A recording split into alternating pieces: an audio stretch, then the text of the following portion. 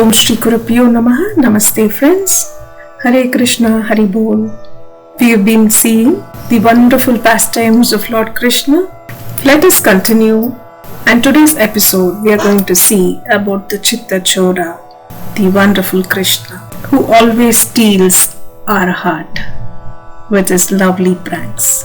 Without understanding the intricacies of Krishna, the Supreme Personality of Godhead, and without knowing his uncommon spiritual opulences, the innocent cowherd boys and men of Vrindavana began to discuss his wonderful activities, which surpass the activities of all men. One of them said, "My dear friends, considering his wonderful activities, how is it possible that such an uncommon boy would come and live with us in Vrindavana? It is really not possible. Just imagine, he is now only 7 years old. How is it possible for him to lift Govardhana hill in one hand and uphold it up just as the king of elephants hold a lotus flower? To lift a lotus flower is a most insignificant thing for an elephant. And similarly, Krishna lifted Govardhana hill without exertion. When he was simply a small baby and could not even see properly, he killed a great demon, Putana. While sucking her breast, he also sucked out her life air. Krishna killed the Putana demon exactly as external time kills a living creature in due course. When he was only 3 months old, he was sleeping underneath a hand-driven cart. Being hungry for his mother's breast, he began to cry and throw his legs upwards. And from the kicking of his small feet, the cart immediately broke apart and fell to pieces. When he was only 1 year old, he was carried away by the Trinavarta demon, distinguished as a whirlwind. And although he was taken very high in the sky, he simply hung on the neck of the demon and forced him to fall from the sky and immediately die. Once his mother, being disturbed by his stealing butter, tied him to a wooden mortar, and the child pulled it towards a pair of trees known as Yamalarjuna and caused them to fall. Once, when he was engaged in tending the calves in the forest, along with his elder brother Balrama, a demon named Bakasura appeared, and Krishna at once bifurcated the demon's beak. When the demon known as Vatsasura entered among the calves tended by Krishna with a desire to kill him, he immediately detected the demon, killed him, and threw him into a tree. When Krishna, along with his brother Balrama, entered the Talavana forest, the demon known as Dinakasura, in the shape of an ass, attacked them and was immediately killed by Balrama, who caught his hind legs and threw him into a palm tree. Although the Dinakasura demon was assisted by his cohorts, also in the shape of asses, all were killed. The Talavana forest was then open for the use of animals and inhabitants of Vrindavana. When Pralambasura entered amongst Krishna's cowherd boy friends, Krishna caused them to be killed by Balrama. Thereafter, Krishna saved his friends and cows from a severe forest fire, and he chased the Kalya serpent in the lake of Yamuna river and forced him to leave the vicinity of Yamuna. He thereby made the water of Yamuna poisonless.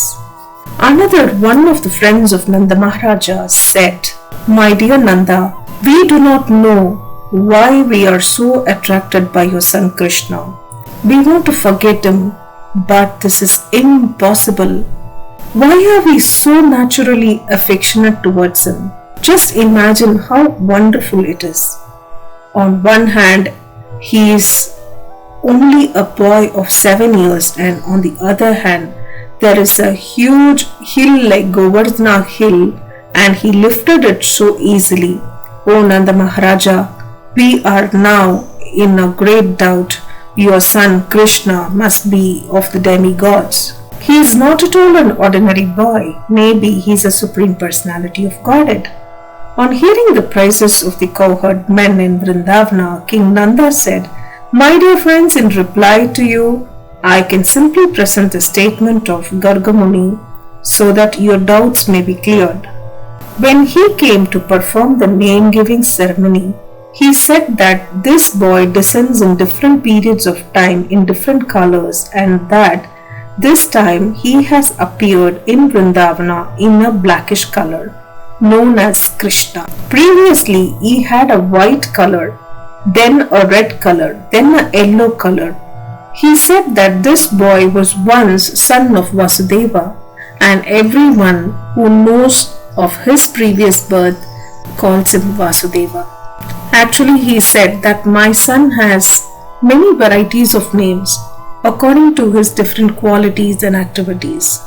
Gargacharya assured me that this boy would be all auspicious for my family and that he would be able to give transcendental blissful pleasure to all the cowherd men and cows in Vrindavana.